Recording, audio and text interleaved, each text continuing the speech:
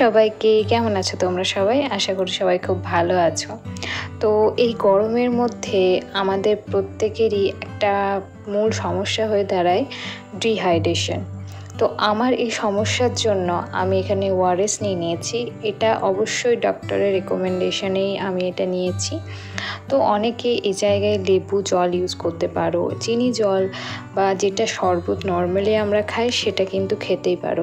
যাদের dry skin তাদের এই প্রবলেমটা একটু বেশি পরিমাণে লক্ষ্য করা যায়, যেমন আমি নিজে এটা লক্ষ্য করেছি। তো যাই হোক, আরও একটা সমস্যার সম্মুখীন আমরা প্রত্যেক মেয়েরাই হয়ে থাকি, সেটা হচ্ছে চুলের স্প্লিটেন্স, অর্থাৎ চুলের ডগা ফেটে যাওয়ার যে সমস্যাটা, সেটা কিন্তু সকলেরই মোটামুটি কম বেশি হয়েই থাকে। তো এই জন্য আমি আজকে ট্রাই করব একটা কোরিয়ান হেয়ার প্যাক।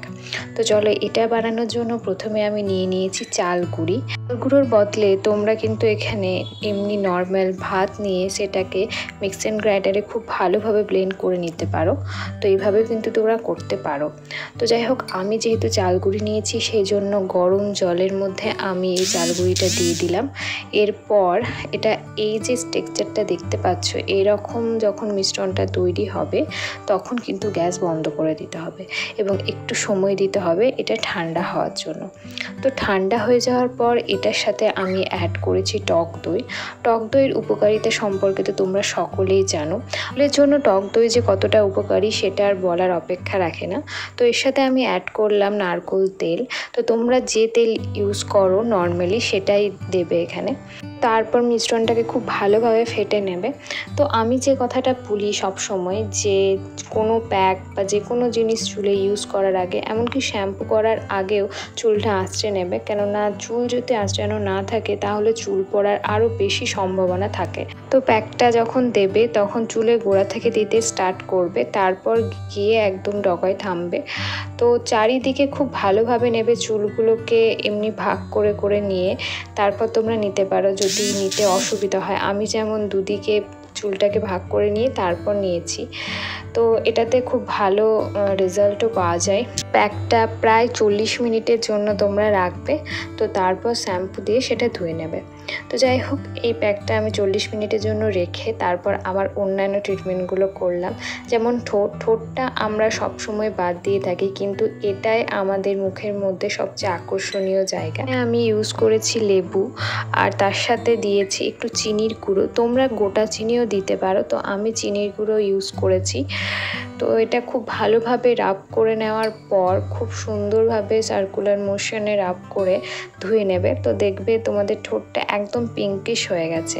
এরপর আসা যাক পুরো ফেসের দিকে।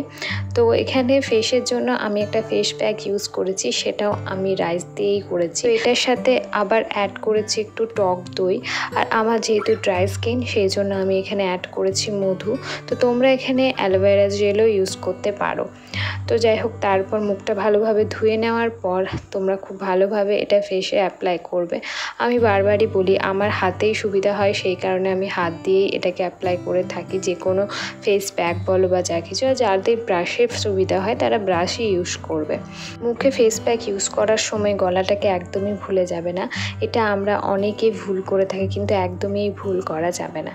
তো বডি স্ক্রাবের জন্য আমি যে প্যাকটা মুখের জন্য তৈরি করেছিলাম তার সাথে অ্যাড করে দিলাম লেবু। তো এটাও খুব ভালো একটা বডি স্ক্রাব হয়ে যায়। তুই সপ্তাহে রেজার ইউজ করো নিজের বডিতে, তো সেখানে কিন্তু এই স্ক্রাবটা খুবই উপকারী। প্রথমে এই স্ক্রাবটা করে নেবে, তারপর তোমরা রেজার ইউজ করলে দেখতে পারবে তোমাদের স্কিনটা কতটা সফট হয়ে গেছে। নর্মাল রেজার ইউজ করার পর কিন্তু এই সফটনেসটা পাওয়া যায় না, কিন্তু এই মাস্কটা ইউজ করার পর তোমরা কিন্তু খুব ভালো একটা রেজাল্ট পাবে। তো যাই হোক, এই সমস্ত কিছুকে আমি 10 মিনিটের মতো রেখে দেবো। আর এখানে আমি DIY টোনারটা তৈরি করে নিলাম স্নানে যাওয়ার আগেই। তো এখানে আমি ইউজ করেছি শসা তো আমাদের স্কিনের জন্য খুবই ভালো, সেটা সবাই জানো। হলো চটপট স্নানটা সেরে নিই। গরমের সময় সবসময় কটন বা এরকম হালকা পাতলা গেঞ্জি পরারই চেষ্টা করবে, তাহলে আমাদের স্কিন র্যাশেরও প্রবলেম হবে না। তো চলো এবার আমরা আমাদের DIY টোনারটা ইউজ করি। শসা যে আমাদের স্কিনের জন্য কতটা উপকারী সেটা আমরা সকলেই জানি। যাদের ব্রণ সমস্যা রয়েছে তারা কিন্তু রেগুলার এই DIY টোনারটা ইউজ করতে পারো, তাহলে কিন্তু তোমাদের স্কিনের যে তৈলাক্ত ভাবটা আছে সেটা কেটে যাবে এবং ব্রণ সমস্যা থেকেও অনেক রেহাই পাবে। তো আমার তো চোখের প্রবলেম প্রচুর রয়েছে, তো চোখটা ঠান্ডা করার জন্য আমি প্রচুর পরিমাণে শসার রসটা লাগিয়ে নিলাম চোখের মধ্যে। 10 মিনিট রাখার পর এখন আমি আমার স্কিন কেয়ার করব। তো আমি এখানে নিয়ে নিচ্ছি আমার ময়েশ্চারাইজার। যে কোনো স্কিন টাইপই হোক না কেন ময়েশ্চারাইজার একদমই স্কিপ করা যাবে না। যাদের অয়েলি স্কিন তারা ভাবো হয়তো ময়েশ্চারাইজার লাগাবো না, কিন্তু এটা একদমই কোনো স্কিন কেয়ার হোক না হোক ময়েশ্চারাইজার আর সানস্ক্রিন কিন্তু লাগাতেই হবে, এটা মাস্ট। তো যাই হোক, এরপর আমি নিয়ে নিচ্ছি আমার ফেভারিট যে সানস্ক্রিন সেটা। তো এতে আছে BA+++, রয়েছে SPF 50। তো যাই হোক, খুব ভালোভাবে মুখের মধ্যে অ্যাপ্লাই করে নিলাম সানস্ক্রিনটা। তো এরপর লিপ বামের পালা। তোমরা এখানে ভেসলিনও ইউজ করতে পারো, তো আমি এখানে ব্লু হেভেনের লিপ বামটা ইউজ করলাম। তো অনেক দিন হয়ে গেছে হেয়ার কাট করা হয়নি, আর হেয়ার কাট করাটা খুবই জরুরি, অন্তত 3 মাস অন্তর অন্তর, তাহলে হেয়ার গ্রোথও হয়। আর আমরা যারা ভাবি যে হেয়ার কাট করব না, চুল ছোট হয়ে যাবে সেই ভয়ে, তো তোমাদের গ্রোথ কিন্তু থেমে যাবে চুলের। তো সেই কারণে আমি অনেক দিন হেয়ার কাট করা হয়নি, আর চুলের একদম ডগাগুলো খারাপ হয়ে গেছিলো, সেই কারণে আমি চুলে হেয়ার কাটও করে নিলাম, আর এটা অনেক দরকার ছিল আমার। তো যাই হোক, এটা করলে না চুলটা অনেক হেলদি লাগে। যারা নিয়মিত চুলে হেয়ার কাট করো নিজের প্রসেস অনুযায়ী, তো তখন কিন্তু চুলটা খুব হেলদি হয়ে যায়। তো দেখো, আমি এখন হেয়ার কাটটা করে নিলাম, আর আমার চুলটা সত্যিই কতটা হেলদি লাগছে, আমার নাড়তেও ভালো লাগছে আর দেখতেও সুন্দর লাগছিল। তো যাই হোক, খুব বেশি কাটিনি, একটু সামান্যই কেটেছিলাম, কেননা আমারও চুলের প্রতি খুব মায়া, তো আমি বেশি চুল কাটতে নারাজ। তো চলো একটা হেয়ার স্টাইল দেখিয়ে দিই তোমাদেরকে, সামার অ্যাপ্রোপ্রিয়েট। নর্মালি আমরা এই হেয়ার স্টাইলটা করেই থাকি, আমি আমার মা বা কাকিমার কাছ থেকে হেয়ার স্টাইলটা শিখেছি, কিন্তু এখন এটা কোরিয়ান হেয়ার স্টাইল নামে পরিচিত হয়ে গেছে। তো যাই হোক, অনেক পুরনো জিনিসই নতুনভাবে উঠছে। তো এই হেয়ার স্টাইলটাও আমি অনেকজনকে, অনেক পুরনো আমার দিদাদেরকেও দেখেছি করতে। তো যাই হোক, এটা আবার নতুন করে উঠেছে, সেটা দেখতেও ভালো লাগছে। লুকটাকে আরও সুন্দর করে দেওয়ার জন্য সামনে থেকে যদি একটু লক্স বের করে নেওয়া হয়, তাহলে তো এই লুকটা আরও সুন্দর লাগবে।